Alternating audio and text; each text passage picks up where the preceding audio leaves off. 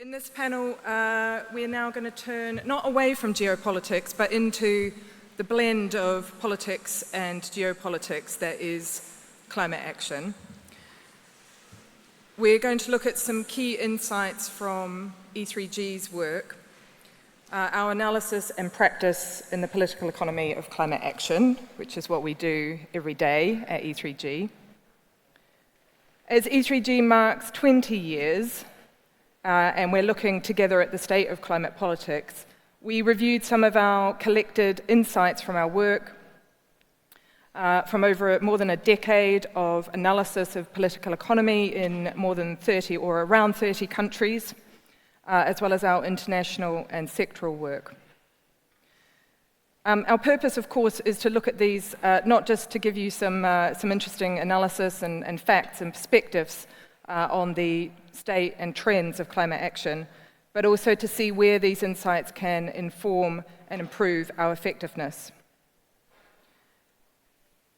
As we have said, the main barriers to climate action are now political and institutional. That means that we need to build the political conditions to succeed. If politics is the problem, then in some real way, politics must also be the solution. We have both the technology and the public support for ambitious climate action, but the transitions ahead will very clearly and inherently create winners and losers. They will come up against challenges from vested interests, from incumbents, and institutional inertia. We therefore need a systematic approach and understanding for the politics if we are to succeed. In this forum, we would also like to hear from you.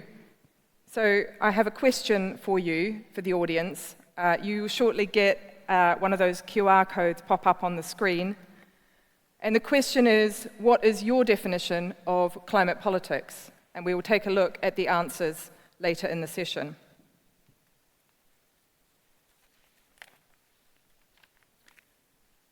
I'll give you a moment to do that, and then we will dive into the insights.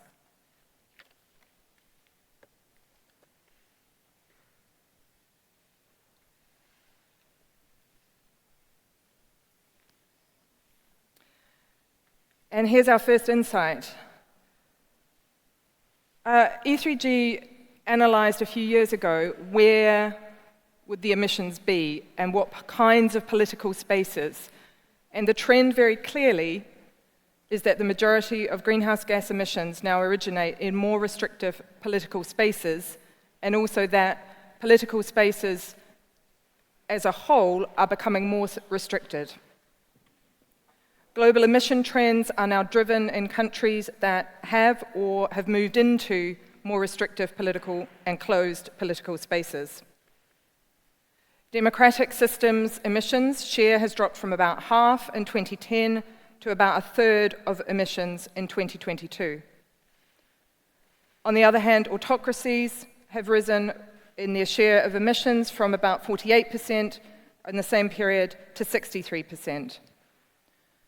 So this trend for more restrictive political spaces has significant influence on global trends for emissions and will restructure the politics and geopolitics for climate action in the years ahead.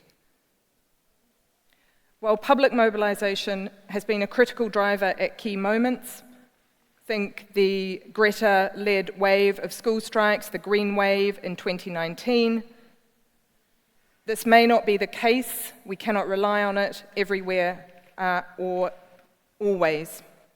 In more restrictive regimes, mobilizing the public, civil society, and business for climate action may become harder, and it will require differentiated responses and approaches to navigate. Delivery may also be more challenging in closed political spaces where institutions, policy learning, and accountability may be more challenging. Second, objective climate risk does not translate into political action. From all the countries that we have looked at over a number of years of analysis, we see both high awareness and impacts exposure to risk, but we also see divided or oppositional politics. Political opposition or division is stopping objective climate risk from translating into effective climate action and adaptation. That is at a country level, so this is not about a global picture, but also at the country level, individual country risk is not translated into their policy and institutional responses. As climate impacts are keenly felt, this may also create an opportunity to better align the institutional responses to manage risk.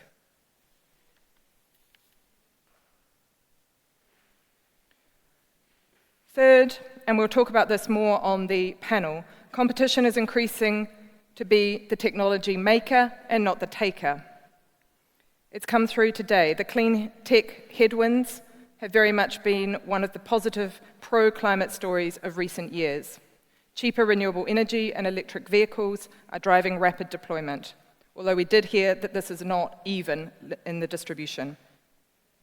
Countries are aggressively restructuring their economies to focus on climate technology value chains. This is a transition from wanting to be a consumer to a producer. This is also playing out in the international arena, in the innovation, production, and control discussions between countries.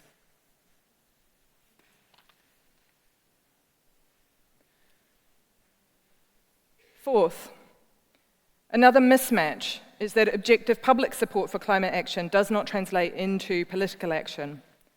The major UN People's Climate Vote study out a few days ago and represented in the percentage points there, you can see very high levels, over 80% globally, of people want their country to do more on climate change. There is broad-based support for climate action, yet political systems tend to oppose or are divided on the transition. Notably, in the UN study, 72% of people in countries of the major oil and gas and coal-producing countries wanted action, compared to 9 out of 10 majorities in countries and 72% of people globally. Again, the strong public backing is there, but it's not translated into effective political action due to competing electoral priorities, economic priorities, and opposition forces. And I would say here that from an E3G point of view and thinking about the road to Belém, very much the choices ahead in terms of ambition and delivery will be linked to national economy and political choices. Fifth, we see a shift as climate politics moved from target setting to implementation. We need to put greater attention on the demands of politics in the transition. Ambition politics is certainly not over, but we do need to think more about implementation. In 2024, over a third of the way through the decisive decade of climate action, we need to think about whole of economy and whole of society transitions. We can see this visibly in some places, and we'll start to talk about that again on the panel and through the sessions this afternoon.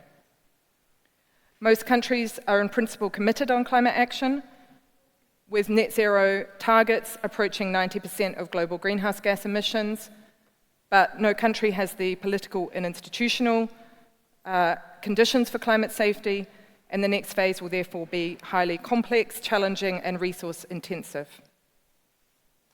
Again, we'll get into that. So what does this look like in practice? I'm pleased to be with a number of colleagues from E3G today to talk about what we think this real-world climate action looks like in practice. Domain van Genechten is a senior policy advisor in E3G's Berlin office. Domain focuses on the decarbonization of manufacturing industries and the intersection of policies on climate, industry, competitiveness, and trade. He will talk about some of those clean tech, competition, and industrial decarbonization factors.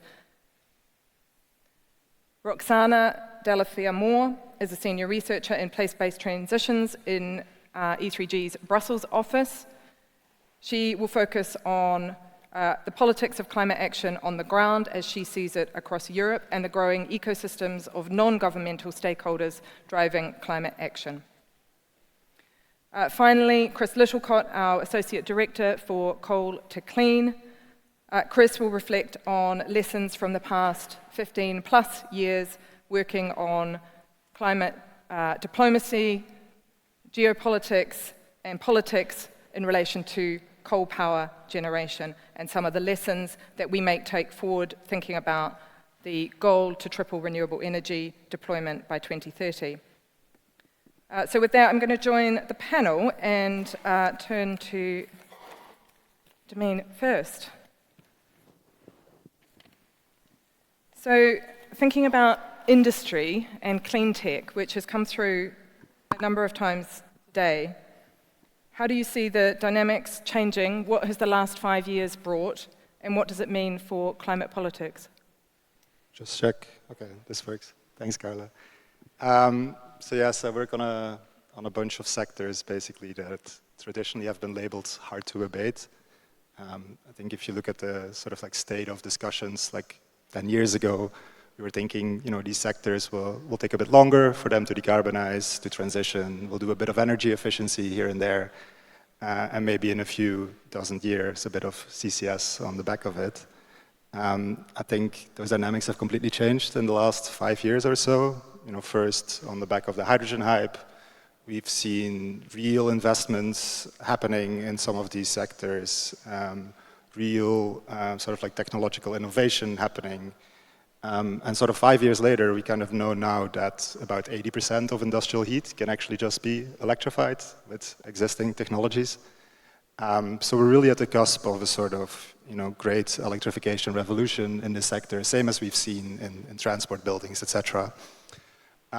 Which also means that sort of the political dynamics for action in these sectors is also changing.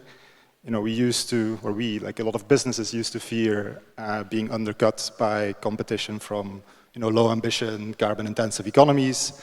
And basically, for the last 20 years, we've designed entire policy frameworks around avoiding the risk of carbon leakage. Now, businesses are starting to get worried about being undercut by green, cheap products from abroad. We're talking about the investment pool effect of clean subsidies, of cheap renewables, etc. And it's completely changing the landscape, right? Even like the drivers of renewable deployment, like it's not just about decarbonizing grids or cleaning up air pollution anymore. It's now about fueling clean industrial revolution and attracting investments. And this has the potential basically to completely change the geographical landscape of where we do industrial production, which will come with, losers and winners. And this is just one little aspect of this, big all-out clean tech or clean industry race that we are currently finding ourselves in the midst in. I think, as has been discussed earlier as well, countries are starting to pursue their own production and technology capabilities, being it for economic growth, economic security, avoiding dependencies or geopolitical competition. Sort of all these reasons are sort of being blurred together. The lines are not very clear anymore. But what is clear is that industrial policy is back, especially in the West and other parts of the world. It was never gone. And we see governments willing to intervene more actively in the economy. Subsidies, trade policy, sort of like everything is part of the arsenal. And this leads to tension. I think that's pretty clear. It makes the politics more complex. It makes them more fragile. There is less space for cooperation, which is a challenge for climate action. At the same time, there's also opportunities linked to this. You can build new coalitions domestically around new industries. You have more options available, more competition, which drives down cost. And navigating those tensions is a challenge. Just to follow up on, did you have an example of a particular country where you're seeing this kind of new dynamics emerging? Sure. So I'm going to give an example of some recent work that we did at E3G. So we recently did some work on Portugal in the last few years, some political economy work. So basically, Portugal is a country that traditionally has been a bit of a passive observer almost to like climate action, right? Like not a big economy, not a major emitter, sort of in European terms below average GDP levels, which makes that climate action is not a priority, not a political priority. I think through this work we kind of quickly realized that the opportunity space is dramatically changing in a way. Portugal has very particular national conditions, ranging from access to cheap renewables, plentiful renewables as well, like access to domestic resources that are important for critical value chains, battery value chains, very strong political ties with emerging markets, Brazil, in parts of Africa, etc., which basically, presents a very good case of sort of intertwining your economic convergence desires on the one hand with doing climate action. And that is obviously something that needs to be navigated, right? There are real political economy barriers around governance, around institutional capacity, diplomatic capacity, etc. But it does open a political space to work on those barriers, try to make the case that Portugal can be a leader both at home, but also at European and global level. And that's very exciting. Thank you. Roxana, let's turn to you. Transition risk in Europe, what do you see on the ground, and what rooms are you showing up in where this is happening? And maybe slightly outside of the policy space or in the absence of government action, what are you seeing? Thank you, Carla. Maybe I can answer the question by starting with another question, which is what's politics, right? If not the arts of bringing people together. And here I'm borrowing this sentence from Tom Burke, one of the co-founders of E3G. So politics is the art of bringing people together, and this has never been more true than when we look at the delivery of climate action on the ground, because it calls for a whole of society approach. And the few remarks I'll be sharing will be showing really how climate action is being championed across various channels by a range of stakeholders, even amidst challenging political conditions. So we will see that climate awareness does not always translate into political ambition. However, this awareness is being picked up more and more by market players. And this is an emerging trend that's hard to quantify. But what we can see is that really aloofness is being replaced by awareness, and business as usual is giving way to new business models or business alternatives. So maybe an example of Denmark. We talk a lot about climate risk and about the financial institutions, financial sector being behind in integrating climate risk into their mode of operations. However, in Denmark, for instance, there were some recent storms a few months ago, and as a result of that, climate risk is very much part of the conversation of the banking sector, because they are looking to future-proof their real estate assets. And so to do so, they're thinking about financial instruments that could help their borrowers adapt their properties, right? So this is one example, but I want to give another example where we can see those same private initiatives by market players being facilitated by the regulatory framework.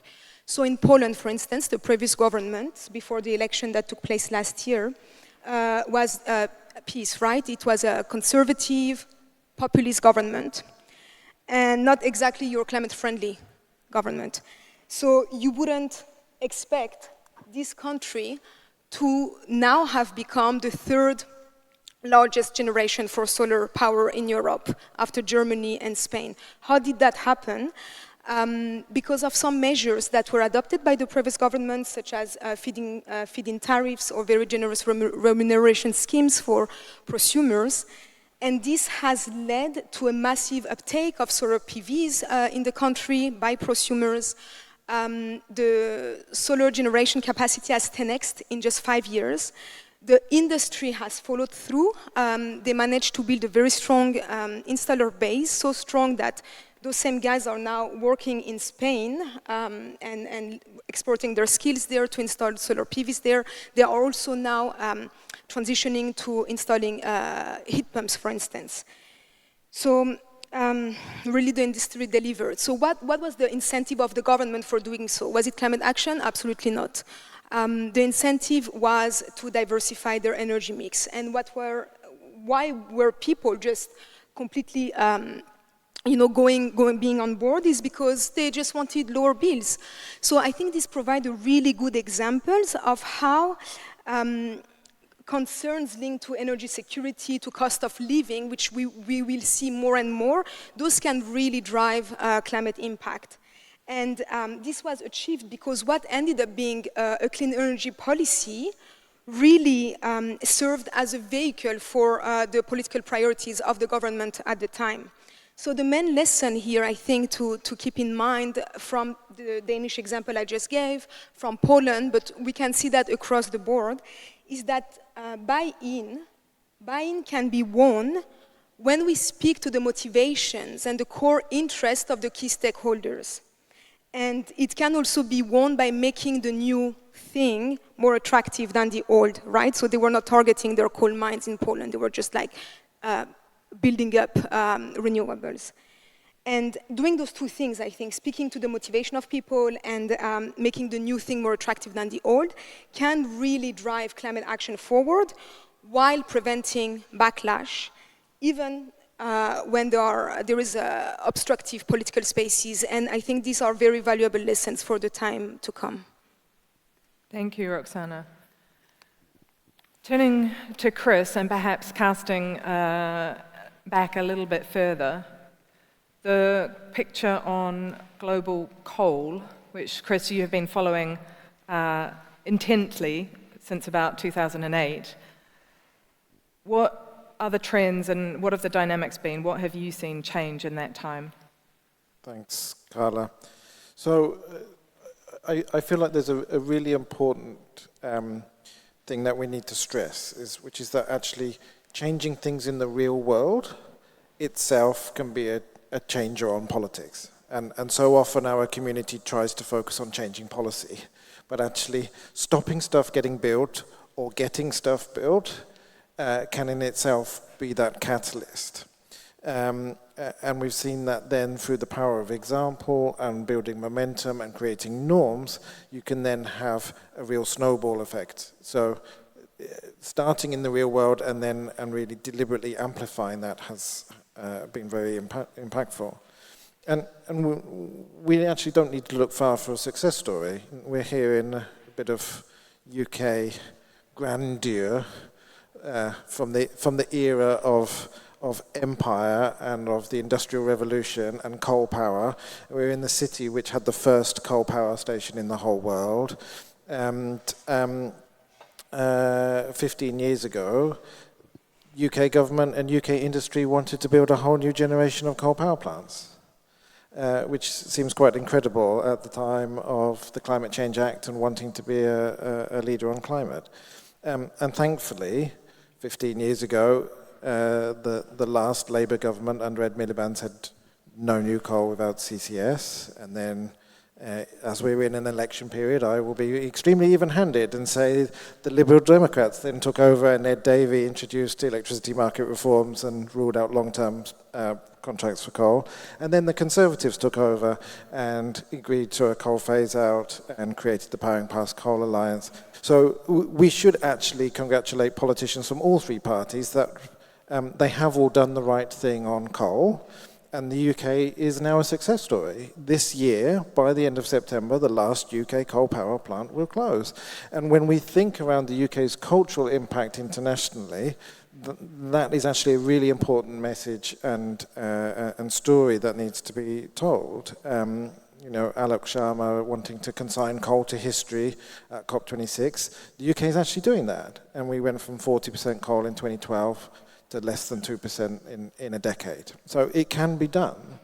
And the UK has been at the forefront there, and that's a UK success story that collectively we need to tell. But this is an OECD trend. So 39 out of the 43 OECD and EU countries are either coal-free already or have a coal phase-out. They have a plan. There's only 4 left. I was very pleased to hear the Australian ambassador mention coal in her remarks, because Australia is one which doesn't yet have a plan for phasing out coal. So that is a real collective trend. Every step of the way it has been pushed by civil society. So I think collectively, as rich world countries, there is a responsibility and an opportunity to complete that job and to be showing what the solutions are around grids and flexibility and storage, and to really drive that forward. And I'll stop there in the interest of time. Thanks, And thank you for sharing that, the kind of the longer term perspective and also some success stories. I want to ask a sort of final question to the three of you. Given your assessment and those trends in your area, what are the challenges and opportunities ahead? And I suppose what I'm getting at here is the kind of, what do we do from the analysis and your assessment? What are the opportunities? What are the interventions? What are the coalitions that need to be built in order to drive the next phase of change? You did? Yeah? Well, we can come back the other way if Chris wants to keep going on renewable energy and the clean story. I'll carry on. So I'll just talk through the kind of the success story of the OECD. There is a positive work in progress in the non-OECD outside of China. So there's been a really steep decline in their pursuit of new coal. So that's down almost 80% since the Paris Agreement. There's a handful of countries still pursuing coal. The end of new coal is in sight globally. But many of those countries now need to think around how to phase out existing coal. And we just had Minister Kalmudin on stage. He joined the Powering Past Coal event yesterday. We had the Deputy Prime Minister from Malaysia yesterday, committing Malaysia to halving coal use by 2035 and being fully out of coal in the 2040s. So there is now a conversation to be had in the non-OECD. The real challenge on this is China. China is half of existing coal in the world and is over 70% of planned and under construction. At the same time that China is a champion on renewables. So we have to find ways of really continuing that dynamic and those norms around what is acceptable behavior or not. We need multiple countries coming forward and making that concrete in their national plans and their nationally determined contributions. And we need to be finding ways of reinforcing how those clean electricity systems are actually going to function in ways that push coal out.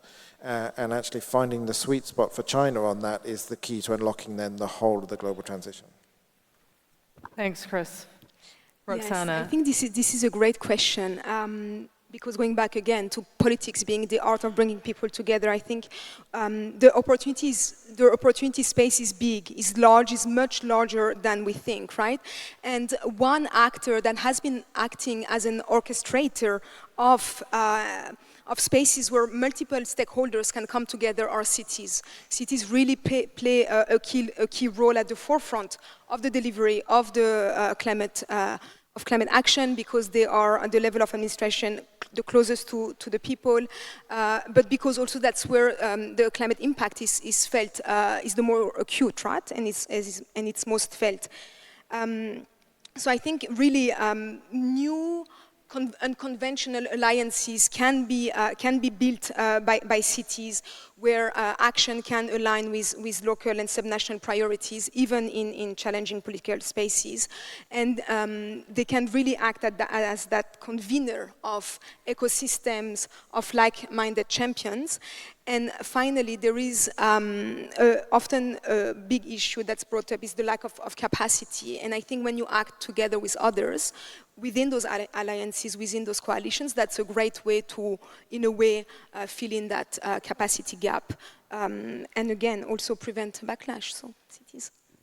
Thank you, Roxana. I think we're gonna close the comments there, and that's a perfect place to land in a way, because it takes us into London Climate Action Week, which is a kind of a whole of society mobilization of climate action and at a city level and a global level. But also I wanted to come back and get the thoughts from the audience. So we will see your responses to our question on what is climate politics to you, the geopolitics, the climate, the national politics of climate action. I can't see the screen, or maybe I can in a moment. I think it's going to come up. So thank you for that, and then we will close the panel and from there.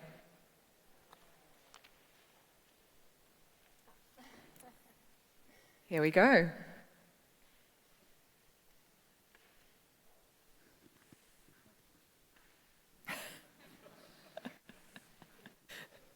One-word answers as a welcome. We left it open to you whether it was going to be a one-word answer or a 50-word answer, so let's see. All talk and no action, yeah. It's a tough call, isn't it, in a forum and in COP, because we have to talk, but we also have to act. So, as Chris said, we have to do it in the real world.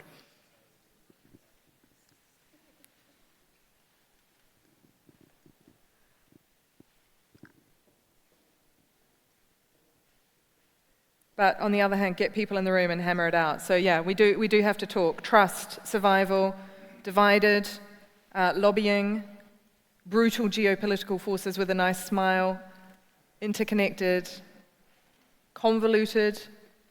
We didn't say it would be easy, so thank you for that. In all seriousness, I think defining climate politics together is something that we want to do and want to work on. So thank you for your attention to this panel and the opportunity to share some of the insights from E3G's work. And we look forward to taking forward the conversation, and we'll close there. Thank you.